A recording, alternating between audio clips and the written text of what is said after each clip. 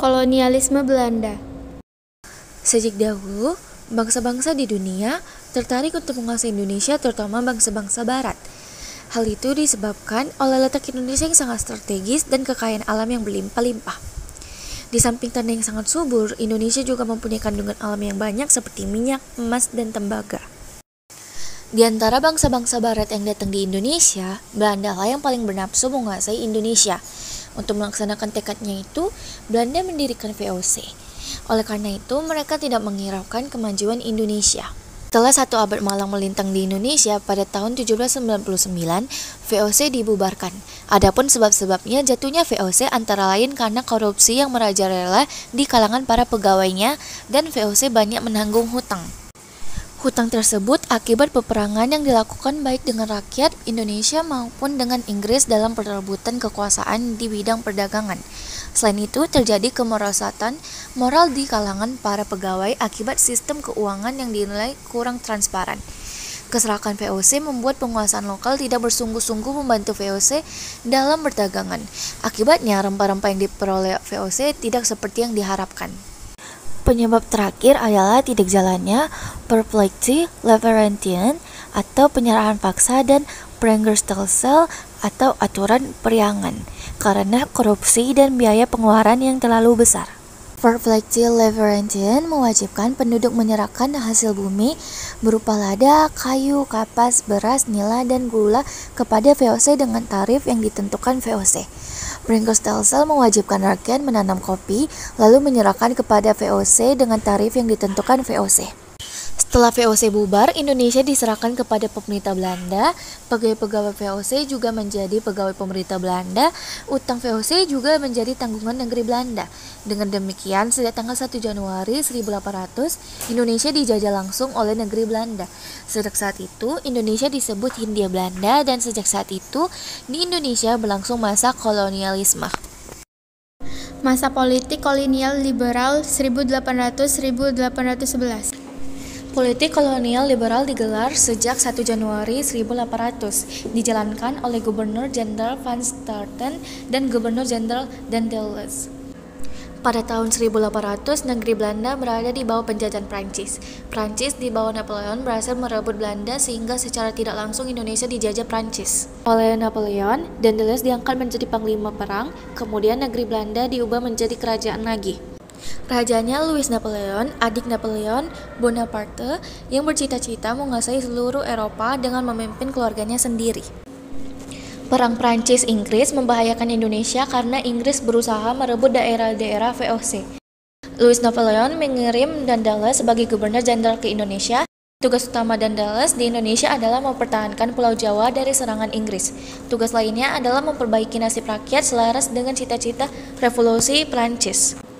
Dengan dibangunnya jalan raya pos, ternyata bukan hanya kepentingan militer saja yang terlayani, tetapi jalan tersebut juga sangat penting untuk pengembangan sosial, ekonomi, dan politik.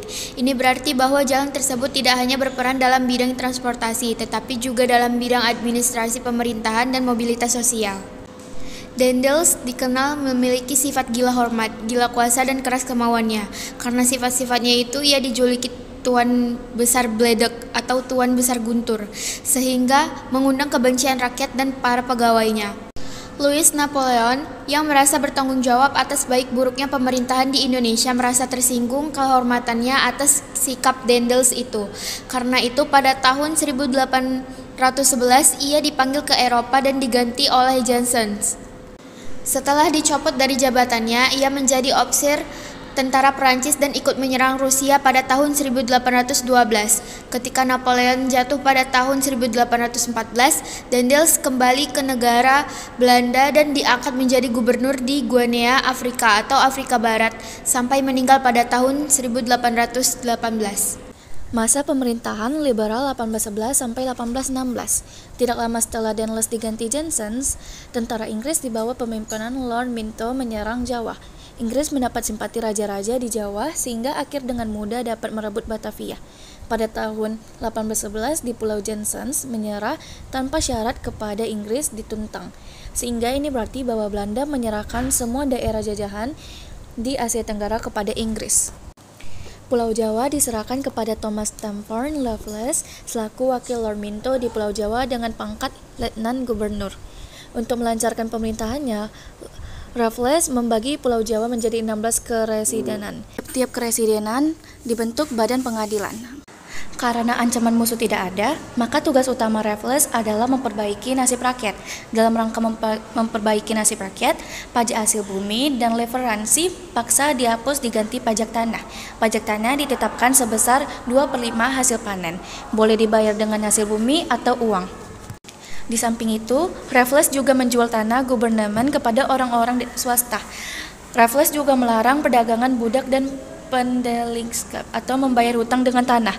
Raffles juga mengadakan monopoli garam. Di samping mengambil kebijakan dalam bidang politik dan ekonomi, Raffles juga memperhatikan bidang kebudayaan. Setelah kedudukannya kuat, Raffles selalu mengambil berbagai tindakan terhadap raja-raja di Indonesia. Misalnya 1. Sultan Banten dan Sultan Cirebon dijadikan sultan-sultan yang digaji. 2. Sultan Hamengkubuwono II dari Yogyakarta diasingkan ke Pulau Penang dan putranya dipaksa menggantikannya sebagai Hamengkubuwono III. 3. Beberapa daerah Kesultanan Yogyakarta pada tahun 1813 diserahkan kepada Pangeran Notokusumo yang bergelar Pakualam I di Pakualaman. 4. Pakubuwono IV harus menyerahkan Banyumas dan Madiun kepada Inggris. Ide dasar politik kolonial Raffles sebenarnya bertolak dari ideologi liberal dan bertujuan untuk meningkatkan kesejahteraan rakyat dengan memberikan kebebasannya.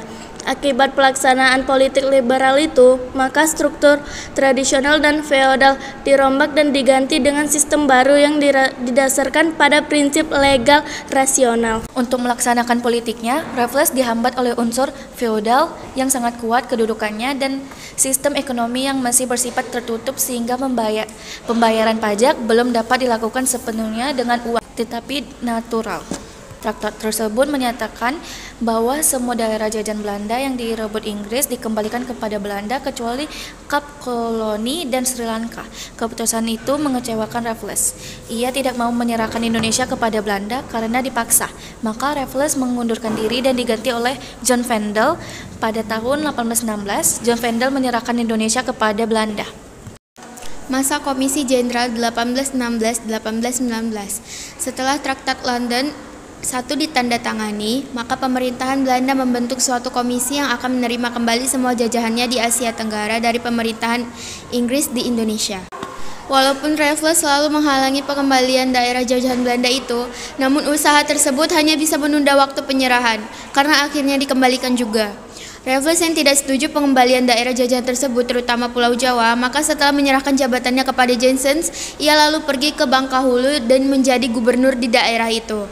Tetapi tindakan Raffles itu ditentang Muntinghe atau penguasa Belanda di Palembang. Akhirnya Raffles pergi ke Selat Malaka. Sewaktu melewati Bukit Barisan, ia menemukan bunga Rafflesia, yaitu bunga terbesar di dunia. Dari situ, akhirnya Raffles berhasil mendirikan kota Singapura untuk menyaingi dan menutupi pelabuhan Belanda di Batavia. Sementara itu, komisi yang dibentuk Belanda untuk menerima kembali Indonesia dari Inggris dinamakan Komisi Jenderal. Adapun anggota komisi tersebut adalah Cornelius Theodore Elout, A.A. Buyscke, dan Baron van der Capellen. Dalam tahun 1816, komisi ini datang ke Indonesia. Dalam tahun itu juga, Letnan Gubernur Inggris John Vendel menyerahkan Indonesia kepada Belanda. Di samping bertugas menerima Indonesia dari tangan Inggris, komisi tersebut juga mempunyai kewajiban-kewajiban yang lain, yaitu menyusun pemerintahan baru, mengusahakan ketentraman dan perbaikan nasib penduduk Indonesia, menyusun angkatan darat dan laut, menyusun peraturan-peraturan sebagai pedoman pemerintahan Belanda di Indonesia. Berdasarkan hak dan kewajiban Komisi Jenderal, akhirnya berhasil disusun suatu pedoman pemerintahan yang benar-benar bersifat liberal. Rencana undang-undang yang dibuat oleh Komisi Jenderal tersebut akhirnya disahkan pada tahun 1819. Melihat roh undang-undang baru itu, jelaslah bahwa pemerintah Belanda akan menguntungkan rakyat Indonesia akan diberlakukan, terutama di Jawa. Jika undang-undang itu dilaksanakan secara jujur, maka rakyat Indonesia akan terbebaskan dari pemerintah yang kejam yang telah dirasakan selama ini. Nampaknya undang-undang yang bersifat liberal ini benar-benar akan dilaksanakan sungguh-sungguh, sebab salah satu orang anggota Komisi Jenderal, yakni Gordet A. Baron van der Capellen tinggal di Indonesia sebagai gubernur jenderal yang baru, sekaligus yang akan melaksanakan undang-undang yang liberal itu. Masa Van der Capellen. Pada tahun 1819, tugas Komisi Jenderal dinilai sudah selesai, sehingga Elot dan Buykes kembali ke Nederland, sedangkan Van der Capellen tinggal di Indonesia sebagai gubernur jenderal. Adapun alasan Van der Capellen melakukan penyimpanan tersebut adalah karena undang-undang itu ternyata tidak dapat dilaksanakan dalam kondisi di Indonesia saat itu. Menurut Van der Capellen, tugas yang paling penting adalah mengumpulkan uang untuk menjalankan pemerintahan yang baru itu. Dengan alasan tersebut, Van der Capellen ingin mencari jalan pintas. Oleh karena itu, beberapa peraturan ditangguhkan, sedangkan aturan-aturan yang menguntungkan pemerintah dilakukan. Cornelius Elot yang ikut membuat undang-undang itu ikut mempertahankan Van der Capellen, tetapi betapa perlunya ia bersikap reaksioner dalam kondisi Indonesia tersebut. Walau bagaimanapun, zaman pemerintah Van der Capellen itu mengakibatkan pembengkakannya anggaran belanja, sehingga ia dikecam keras oleh raja dan orang-orang Belanda. Sementara di Indonesia terus berlangsung peperangan. Semua ini semakin meyakinkan banyak orang bahwa praktek pemerintahan liberal itu telah gagal. Di antara pembaruan-pembaruan yang dicoba oleh Van der Capellen adalah pembaruan sistem perdagangan yang akhirnya mengundang kemarahan orang-orang Eropa, terutama orang Belanda terhadapnya.